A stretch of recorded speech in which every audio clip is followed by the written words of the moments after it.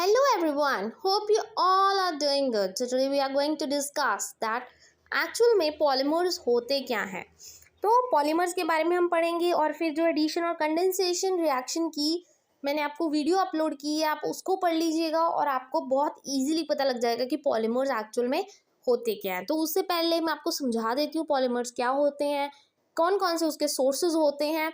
उससे आपको ज़्यादा इजीली वो रिएक्शन समझ आ जाएंगे और वो रिएक्शंस मोस्ट इंपॉर्टेंट रिएक्शंस है पेपर पॉइंट ऑफ व्यू से अगर देखा जाए।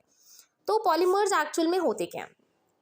पॉलीमर्स क्या होते हैं, जैसे कि आप ऑर्गेनिक किया होगा आपने, आप क्या करते थे, कार्बन और कार्बन की चेन लगाते थे और उसकी एक लिमिट होती थी कि एक कार्बन है तो मिथ, 2 है तो इथ, 3 है तो प्रॉप, 4 है तो ब्यूट, राइट। 10 तक उसकी लिमिट होती थी।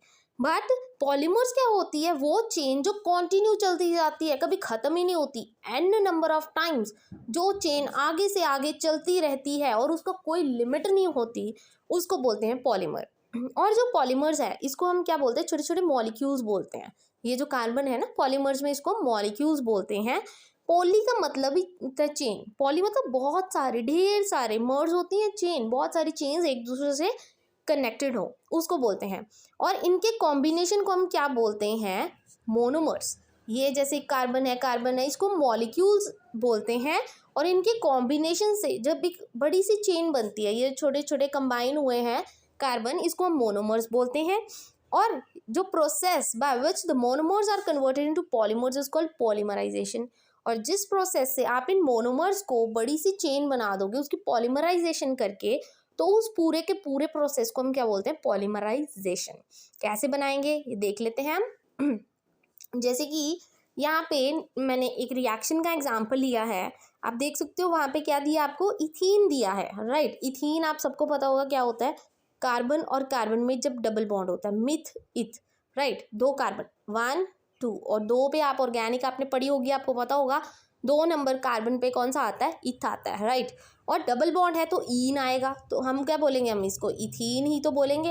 ईन ग्रुप आ जाएगा पीछे जब डबल बॉन्ड है, ट्रिपल हो तो आइन आएगा, सिंगल हो तो एन आएगा, राइट। तो इसके आगे क्या लगाएंगे, एन, क्योंकि एन नंबर ऑफ चेन्स है, हमें नहीं पता कि कितनी है। ये आप नीचे भी रिएक्शन देख सकते हो, इथीन है। इथीन का हमने क्या करना है, पॉलीमराइजेशन करना है। क्या करना है, पॉलीमराइजेशन। जब किसी वर्ड के आगे पॉली लग गया और उसकी पॉलीमराइजेशन हो गई तो उसको क्या बोलते हैं हम, जैसे कि इथीन है, उसकी पॉलीमराइजेशन कर दी। पॉलीमराइजेशन मतलब उसको चेन में बना दिया, कि कितने नंबर ऑफ चेन्स मैटर नहीं करता कि कितने चेन्स है, बस एन नंबर ऑफ चेन्स चली जा रही हैं, ये आप नीचे देख सकते हो। इसको हम बोलते हैं पॉलीइथीन। हमने क्या किया, इथीन की पॉलीमराइजेशन की, नाम आप जोड़ सकते हो दोनों को कंबाइन करके। पॉलीमराइजेशन किसकी, इथीन की, तो क्या बन गया, पॉलीइथीन। समझ आ गया। Chain n number of times मतलब कंटिन्यू चल रही है, उसका नहीं पता आपको कि कितनी चेन जा रही है लंबी, ठीक है। फिर पॉलीमर्स हमें मिलते कहाँ से है, पहले तो नेचुरल सोर्सेज ही होते हैं। नेचुरल कौन से होते हैं, जो हमें नेचर से मिलते हैं, हमारे आसपास प्लांट से, एनिमल से जो चीज़ें बनती हैं उसको हम नेचुरल पॉलीमर्स कहते हैं। जैसे कि प्रोटीन्स हो गया और रबड़ हो गई, हमें प्लांट्स वगैरह से ही तो मिलती है, ठीक है। सेमी सिंथेटिक क्या होता है, जब हम नेचुरल को ना मॉडिफिकेशन कर देते हैं। मॉडिफिकेशन मतलब उसका कलर चेंज कर देंगे, टेक्सचर चेंज कर देंगे, शेप चेंज कर देंगे, उसको थोड़ा सा चेंज करके डिफरेंट सा बना देते हैं, हम उसको सेमी सिंथेटिक पॉलीमर बोलते हैं, ठीक है। जैसे nitrocellulose and cellulose acetate. Synthetic कौन से होते हैं, सिर्फ सिंथेटिक जो लेबोरेटरीज में हम बनाते हैं, मैन मेड पॉलीमर्स होते हैं, वो इंसान बनाता है खुद अपने हाथों से लैब्स में जाके।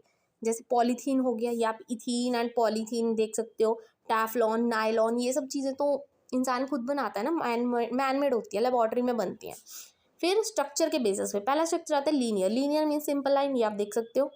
लीनियर स्ट्रक्चर मतलब सिंपल लाइन में जब स्ट्रक्चर चलता रहता है, कार्बन की स्ट्रेट चेन्स होती हैं, उसको हम क्या बोलते हैं, लीनियर पॉलीमर। लीनियर का एग्जांपल है हाई डेंसिटी पॉलीथीन या पीवीसी, नायलॉन, या आपने जो लेना है वो आप पे डिपेंड करता है। ब्रांचड क्या होता है, जिसके आगे आगे से आगे ब्रांचेस होते हैं, आपको पता ही होगा, ट्री आपने देखा होगा, ट्री की आगे से आगे ब्रांचेस होती हैं, टहनियाँ जिसको हम कहते हैं, वो क्या होती है, ब्रांचड चेन। जैसे कि लो डेंसिटी पॉलीथीन या ग्लाइकोजन।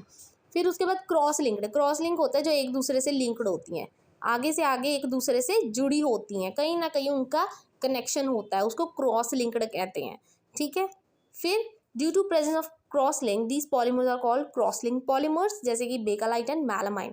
बेकालाइट आप आगे बनाना सीखेंगे, वो मैं आपको बताऊंगी कि आपने कौन कौन सी चीज़ें लेकर, मतलब कौन कौन से दो मोनोमर्स लेकर एक लॉन्ग चेन बनानी है जिससे आपको बेकालाइट मिलेगा और मेलामाइन। इन सब के स्ट्रक्चर्स आप आगे चैप्टर्स में करोगे। और इसके बाद आप जो मेन इंपॉर्टेंट है वो एडिशन एंड कंडेंसेशन पॉलीमर्स की रिएक्शन करोगे कि वो कैसे प्रिपेयर होती हैं, वो आप वीडियो में जाके देख सकते हो।